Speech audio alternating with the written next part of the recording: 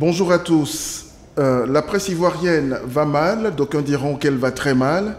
Quelle est la nature des maux dont elle souffre et quelles sont les ébauches de solutions possibles? C'est ce qui va meubler ce qui fait débat. Un débat qui sera animé en une trentaine de minutes avec mes deux invités. Patrice Yao, président du groupement des éditeurs de presse de Côte d'Ivoire. Bonjour Patrice. Bonjour. Et Guillaume Bateau, secrétaire général du syndicat national des professionnels de la presse de Côte d'Ivoire. Bonjour Guillaume. Bonjour Armand. Alors, le décor étant ainsi planté, la presse ivoirienne va mal, mais depuis quand va-t-elle mal et de quoi souffre-t-elle, Patrice? Merci Ange pour l'occasion que vous nous donnez ce soir pour échanger donc avec vous sur les problématiques donc, de la presse. Je pense que la question, les réponses à votre interrogation, c'est, je pense, depuis 2013. Véritablement, c'est vrai que nous avons connu une situation au niveau de la presse depuis la crise militaro-politique. Depuis 2002, le pays a été coupé en deux, donc plein de choses. Mais je pense que les problèmes véritables de la presse que nous rencontrons aujourd'hui sont partis de 2012-2013 sur la mévente et la baisse donc, de nos chiffres de vente. Donc, je pense la baisse drastique des ventes. Oui, la baisse drastique. C'est vrai qu'on a connu des baisses précédemment, mais là, je pense qu'il y a des pics qui nous interpellent et je pense que nous devons prendre le taureau par les cornes. Et je pense que c'est ce que nous essayons de faire. Les solutions, bon, je pense qu'on va en parler tout à l'heure. Oui. Quelle est la nature de ces maux dont souffre la presse ivoirienne, Guillaume? Les maux sont de plusieurs diverses natures. Le principal problème de la presse, et c'est ce que certains de nos amis appellent la plaie congénitale, c'est les conditions dans lesquelles les entreprises de presse sont nées au début des années 90. On l'a dit, on l'a redit, le printemps de la presse n'a pas été l'occasion de créer au départ de véritables entreprises de presse dans un environnement structuré, organisé, y compris par les acteurs, mais aussi par l'État de Côte d'Ivoire. Donc, la presse est née dans un environnement hétéroclite. C'était également pendant ces moments de... le printemps de la presse, oui, de la démocratie. Oui, c'était des moments d'effervescence démocratique. Oui. Les gens n'ont pas compris au départ, n'ont pas pris le soin de se dire qu'une entreprise de presse est d'abord et avant tout une entreprise. Qu'elle doit obéir à un certain nombre de règles de gestion, qu'elle doit obéir à un certain nombre d'étapes au niveau de sa mise en place, au niveau du recrutement du personnel, etc. etc. Donc ce problème a poursuivi la presse. Mais tant que les journaux se vendaient et qu'il y avait du cash, bon, on pouvait faire avec. Mais aujourd'hui, ces difficultés ont rattrapé la presse avec, comme le président de GEPSI l'a dit, la crise militaro-civile qui a commencé en 2002, qui s'est achevée par la crise post en 2010-2011. Et après, donc, tout l'effondrement de la distribution a fait comprendre aux uns aux autres que l'heure était vraiment grave. Alors, donc, si je comprends bien, cette crise, elle est structurelle. Oui, on avait pensé qu'elle était conjoncturelle, mais là, on pense que si on dit oui et non, parce que nous recherchons ensemble les solutions, parce qu'il faut véritablement qu'on puisse trouver les solutions. Les solutions, il y en a. Donc, je pense que si on applique les solutions, les bonnes réponses aux questions que nous nous posons, je pense qu'on pourrait considérer que c'est une crise structurelle, conjoncturelle plutôt, et non pas structurelle. Mais je pense que si on continue de réfléchir... Tel que l'a expliqué Guillaume, ça paraîtrait bien une crise structurelle. Oui, je suis d'accord avec quelque chose, mais nous ne sommes pas pessimistes parce que nous pensons qu'effectivement, les problèmes sont faits pour être réglés. Ok. Alors, si les problèmes sont faits pour être réglés, je pense que ce que nous demandons simplement, c'est qu'il faut qu'on puisse, nous, éditeurs de presse, par rapport aux problèmes que nous connaissons, qu'on puisse nous écouter par rapport aux réponses ou aux solutions qu'on veut appliquer au niveau donc, des choses. Et qu'on ne décide pas à votre place. Pas du tout. Alors, Guillaume, est-ce qu'il n'y a pas trop de journaux en Côte d'Ivoire? Je ne crois pas. Oui, bon, alors quand on fait le ratio entre le nombre de quotidiens et la population lettrée, parce qu'il faut savoir que notre pays, quand même, c'est un pays qui a à peine 40% de personnes lettrées, mais on peut se dire effectivement qu'il y a assez de journaux. Mais je dis, si l'environnement des médias, la presse écrite notamment, était bien structuré, bien organisé par l'État et les acteurs, le marché ferait le reste. Parce qu'aujourd'hui, quand vous prenez, et souvent notre aîné Zio Moussa prend souvent cet exemple, qui est assez important, qui disait que avant les années 90, Fatete Matin vendait à lui seul 100 000 exemplaires jour. Que Fatmat en soit aujourd'hui à être autour de 10-15 000. Il faut s'interroger. Même pas. Bon, même pas, dit le président du GEPSI. Je ne veux pas me dire qu'il y a moins, il y a moins de gens lettrés aujourd'hui qu'il y a 20-30 ans. Non. C'est dit qu'il y a un certain nombre de problèmes, notamment la question de la distribution, qui ne peut pas être occultée, même si il y a tous les autres problèmes dont j'ai parlé, la gestion des entreprises de presse, la formation des journalistes, l'environnement juridique, économique et social et politique, tout ça. On va y revenir. Voilà. Donc, je me dis que 16 quotidiens, ça peut paraître trop, mais dans un environnement organisé, chacun peut tirer son épingle du jeu. Mais là, la question de la distribution aujourd'hui est fondamentale. Mais elle est fondamentale. C'est une question extrêmement importante pour les éditeurs de presse que nous sommes.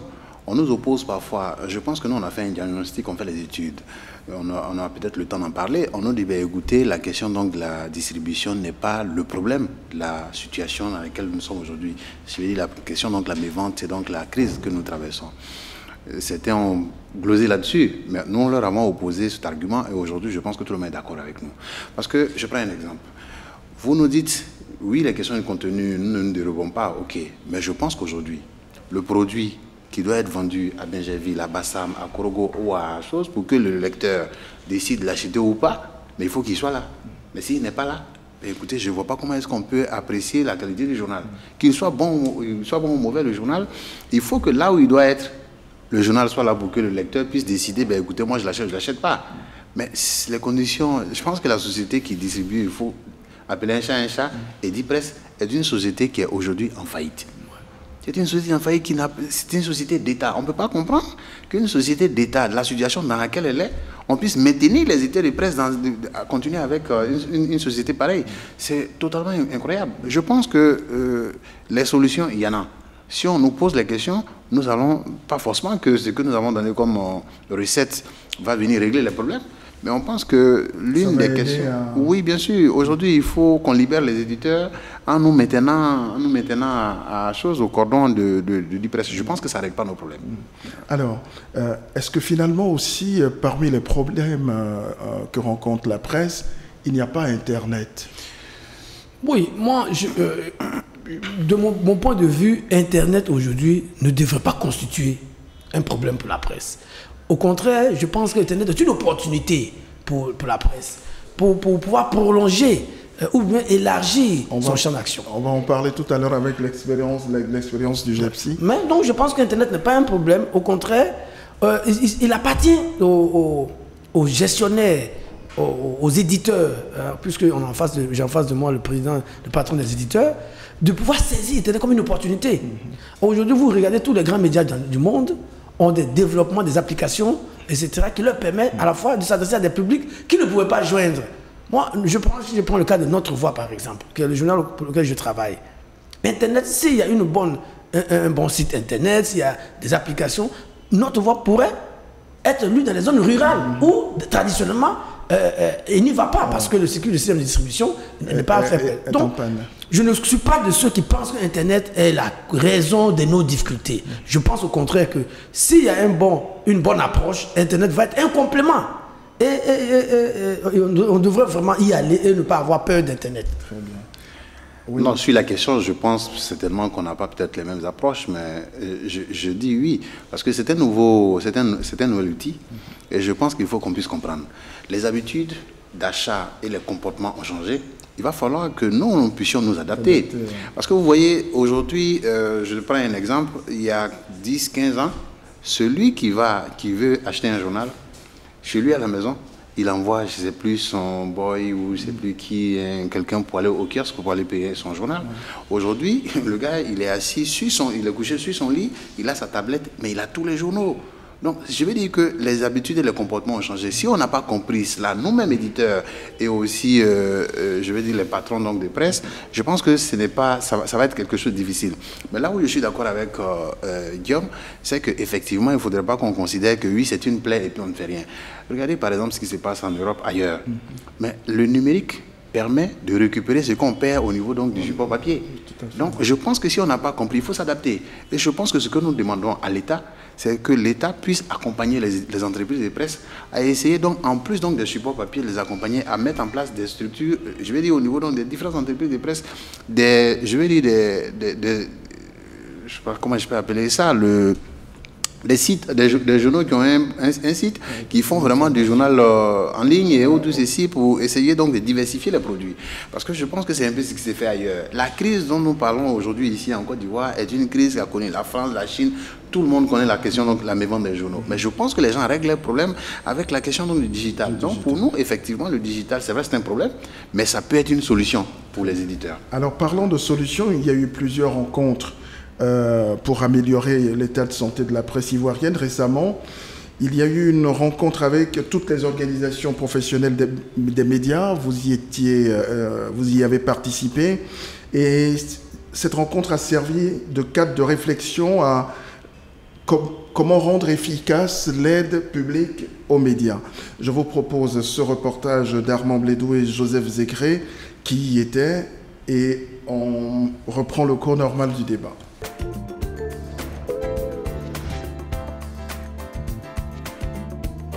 Le Fonds de soutien et de développement de la presse FESAMU, en application de la loi de 2017 portant régime juridique de la presse, le FSDP verra sa dénomination changer et ses attributions revues à la hausse, avec pour conséquence le financement des médias numériques et du secteur de l'audiovisuel. De quoi faire des heureux.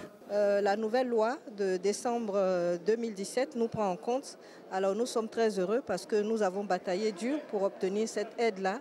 Et c'est pour ça que depuis ce matin, nous sommes en salle pour être sûr que nos intérêts seront pris en compte. Ce financement-là va forcément aider les médias à sortir de leur léthargie, mais encore qu'il faut que ce financement-là soit concret. Il faut que tous les médias, dans leur entièreté, puissent bénéficier effectivement de cette aide-là.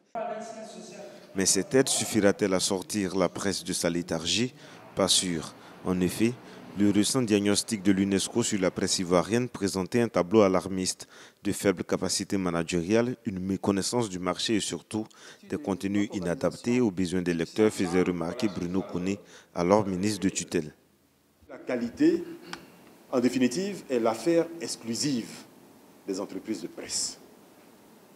C'est-à-dire que l'État pourra faire sa part au niveau de la distribution, peut-être un peu au niveau de l'impression, peut-être un peu au niveau de la formation, mais après, le problème de qualité du contenu relève exclusivement de l'entreprise de presse.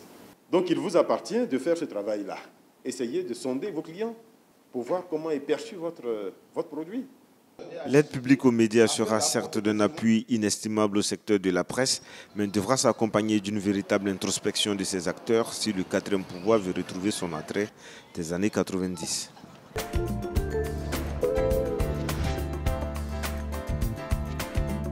Retour en plateau.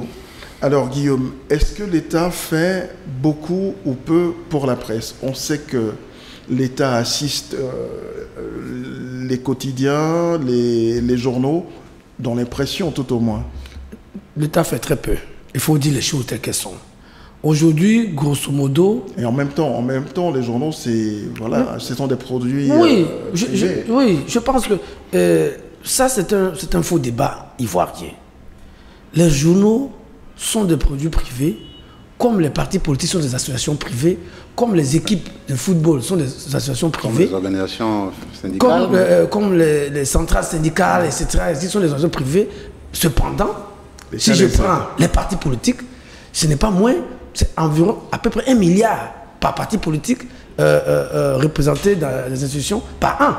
Je dis 1 milliard. Je ne dis pas pour l'ensemble des partis politiques. C'est autour de 800 millions, parfois 900 millions, etc.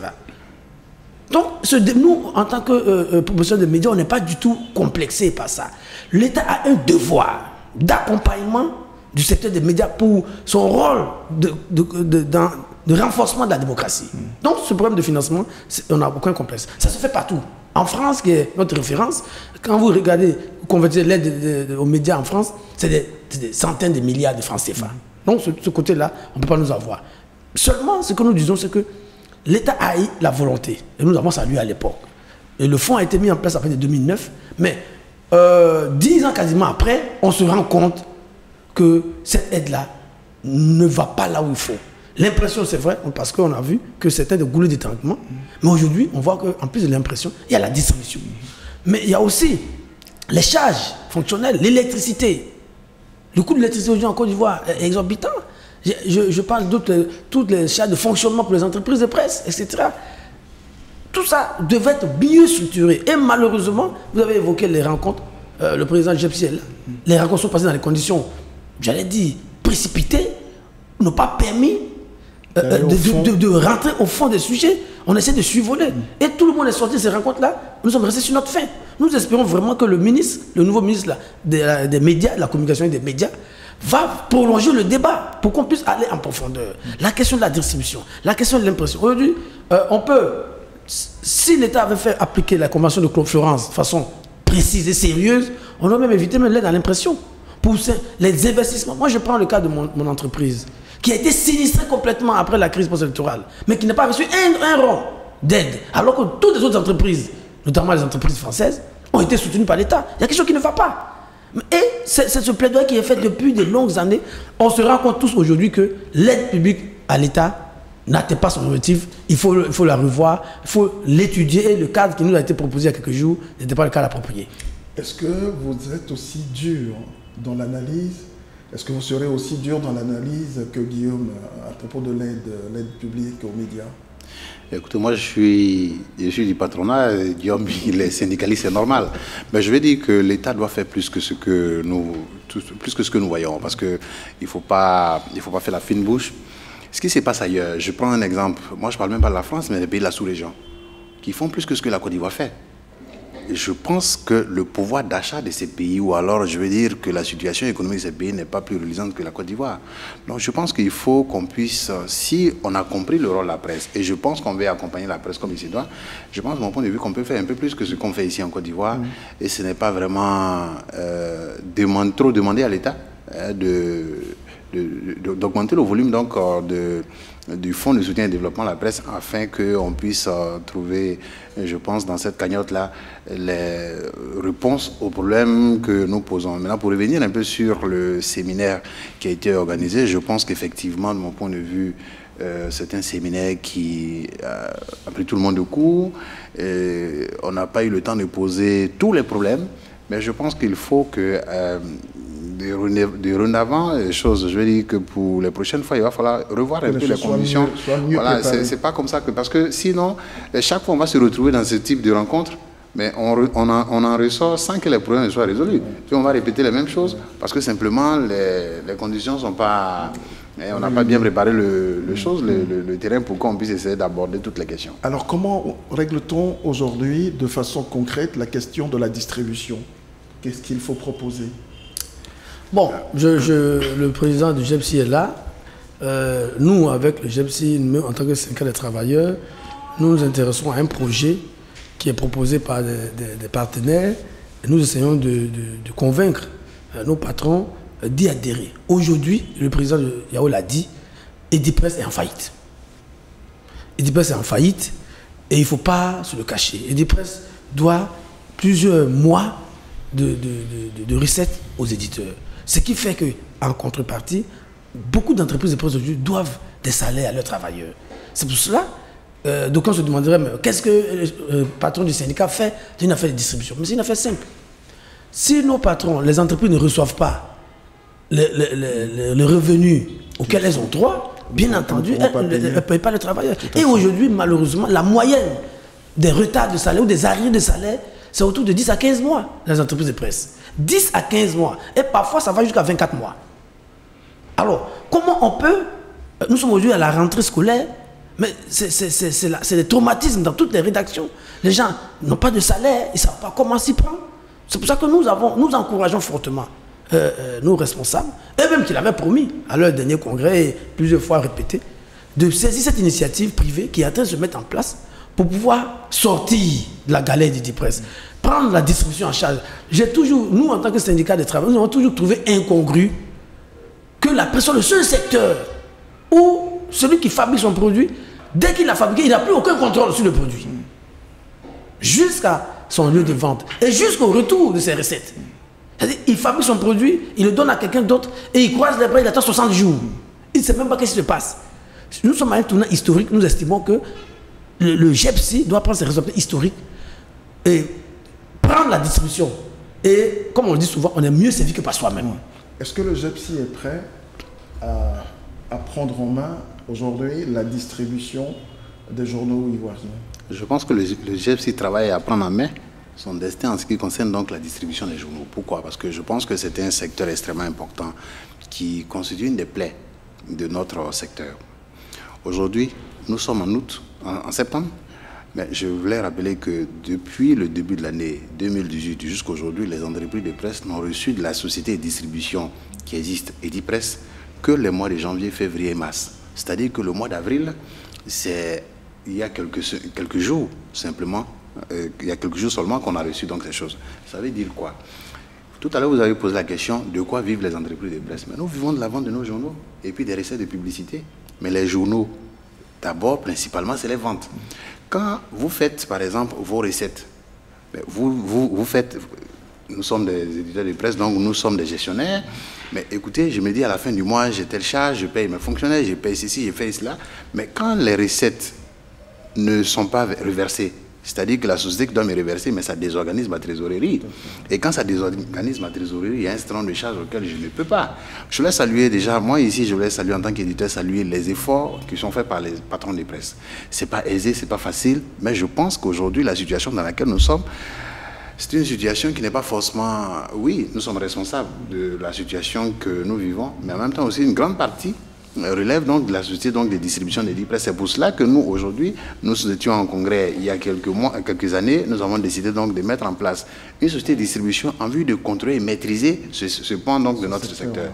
Autrement, ben écoutez, je pense qu'on va continuer à regarder donc la société de distribution qui est Edipresse, faire de nos produits ce que Edipresse voudrait qu'elle soit, parce que ce qu'il soit plutôt. Je pense que si je me mets à vous expliquer un peu le circuit de distribution, on n'aura pas le temps. Mais je pense que c'est une véritable galère, une vraie misère que les entreprises vivent. C'est difficile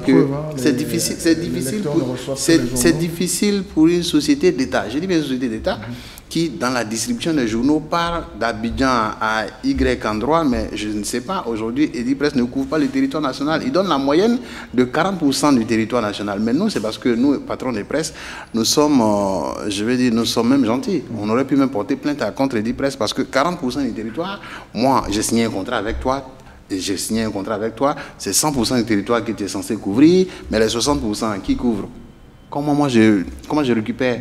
Donc je pense qu'aujourd'hui, il y a un travail qui est fait, il y a une réflexion qui est faite. Nous sommes en train de, comme Guillaume l'a dit, nous sommes sur une piste de réflexion.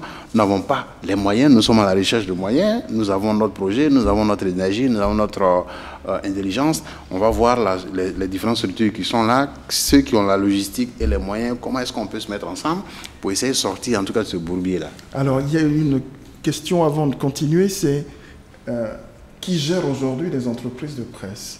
Parce que ça aussi, c'est important. Oui, c'est un des sujets dont on a parlé tout à l'heure. Généralement, aujourd'hui, en Côte d'Ivoire, sont les journalistes.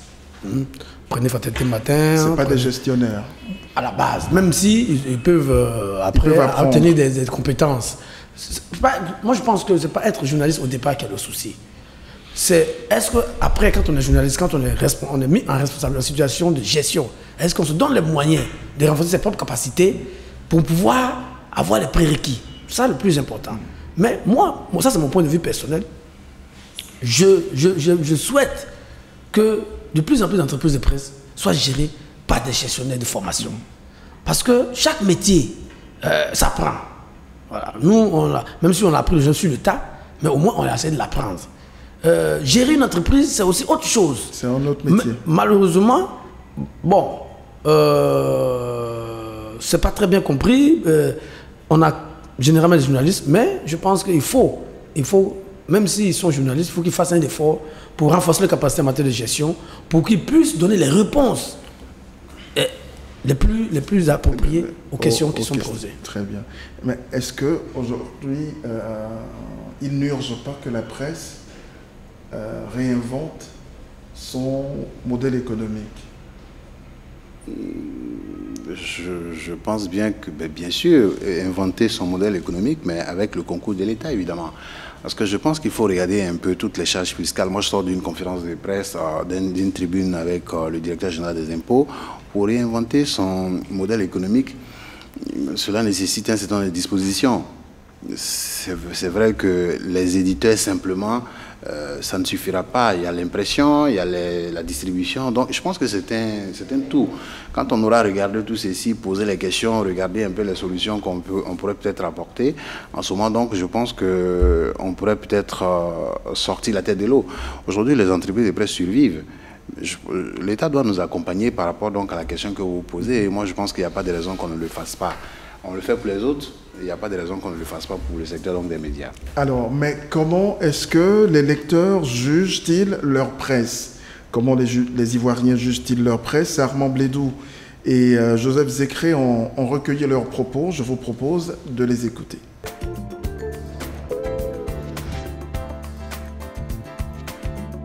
En tout cas, elle est partisane, c'est ce que je constate. Parce que les journaux bleus, ils font que défendre leur mentor, pardon. Les journaux, l'autre couleur aussi. En tout cas, voilà, chacun défend son camp. Il y a par moments des titres de journaux.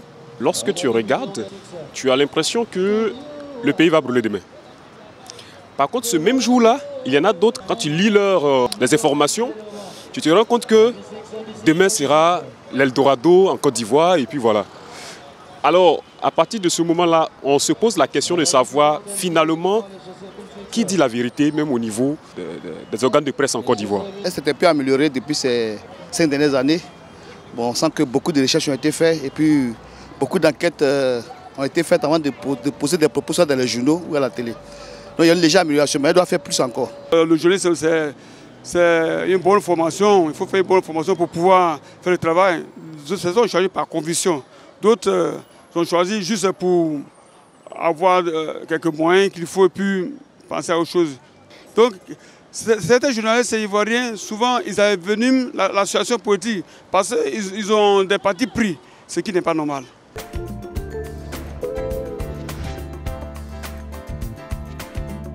Alors, Guillaume Bateau, sommes-nous à la base des maux dont nous souffrons? Oui, c'est-à-dire qu'on ne peut pas dire que nous n'avons aucune responsabilité. Bien entendu, c'est un secteur spécifique, difficile. Nous sommes dans une jeune démocratie qui cherche ses pas. Je vous ai parlé tout à l'heure des conditions de naissance, d'éclosion de cette presse-là. Mais il faut reconnaître que les journalistes ivoiriens font aussi beaucoup d'efforts. Voilà, font aussi beaucoup d'efforts, même si on doit continuer de se perfectionner. Je dis toujours que le problème de la presse en Côte d'Ivoire n'est pas forcément le fait d'être proche de tel ou tel courant de pensée, tel ou tel parti politique. Parce que ces choses-là aussi existent ailleurs. Si vous prenez encore le cas de la France, mais quand on va en France, on sait que le Figaro est proche de la droite, on sait que Libération est proche de la gauche, on sait que l'Humanité est du journal du Parti communiste. C'est pas ça qui est nouveau. C'est quel est l'environnement dans lequel on exerce? Est-ce que chaque acteur a les moyens de se donner le meilleur de lui-même? Voilà la question qui est posée. D'où la question des conditions de travail, de vie de travail des journalistes aussi. Je vous ai parlé tout à l'heure des moyens de 15 à 20 mois d'arrêt de salaire. Mais avec une telle situation, qu'est-ce que vous voulez attendre des journalistes? Comment voulez-vous que quelqu'un aille en enquête à Danané alors qu'il n'a pas été payé depuis 15 mois? Voilà le réel problème auquel la presse ivoirienne est confrontée. Très bien. Alors, Patrice, on parlait des conditions de vie et de travail des journalistes tout à l'heure. J'aimerais bien savoir où en est-on de la mise en œuvre de la convention, de la fameuse convention? Non, je pense que la question que les problèmes qui sont soulevés par Guillaume sont des problèmes réels, mais je pense qu'il faut reconnaître. Moi, je suis, c'est vrai, président de GEPSI, mais j'appartiens à une entreprise de presse qui est connue, et moi, je n'ai pas ce problème-là. On peut poser la question aux journalistes qui sont chez moi, ils le diront. Je pense comment vous faites d'ailleurs? Ben, écoutez, je pense que ce n'est pas de la magie. On essaie donc de pouvoir tenir la route. Déjà bien géré. tout à fait. Nous ne sommes pas forcément des spécialistes en matière donc, de gestion, mais je pense qu'on essaie de faire un peu le travail en étant un peu plus professionnel. Je pense que c'est la même chose pour les autres. Mais écoutez, je dois dire que les problèmes sont venus depuis 2012-13. Guillaume l'a dit tout à l'heure, la question donc de la crise post-électorale où il y a eu des entreprises qui ont été décimées, il n'y a pas eu d'accompagnement, il y a eu des choses au niveau donc la vente des journaux, les pics donc de mes ventes sont intervenus. Et puisque je pense qu'il faut essayer de corriger, c'est le phénomène des ministres qui arrivent, qui chacun vient, qui vient mettre tout à plat. L'autre arrive, vient mettre tout à plat. Mais on ne va pas toujours recommencer. C'est un peu cela aussi la difficulté. Quand on arrive, il faut essayer de faire la continuité, non pas parce que, écoutez, j'appartiens à X choses. On ne peut pas aujourd'hui poser la question de savoir, mais écoutez, mais les journaux, pourquoi est-ce qu'il faut financer les journaux alors que bon, ce sont les journaux privés? Je pense que des personnalités de l'État ne peuvent pas tenir ces discours-là. Donc j'estime de mon point de vue que c'est vrai, il y a des problèmes qui sont réels sur la question donc de la gestion donc de la convention collective qui, je pense, dans certaines entreprises de presse, les gens font des efforts pour y arriver, certains corrigent, certains le font. Maintenant, bon, je pense qu'il y a certains éditeurs qui sont véreux. Je crois que ça existe dans tous les secteurs. C'est à cela que c'est un peu cela notre mission. Travaillons à faire en sorte que, en tout cas, au niveau donc de notre corporation, nous puissions, oui, tout à fait, nous puissions assainir. C'est pas aisé, c'est pas facile, mais je pense qu'il faut qu'on réussisse à le faire avec le concours donc des syndicats et puis aussi tous les partenaires du secteur. Je vous remercie. C'est la fin de ce débat. À très vite.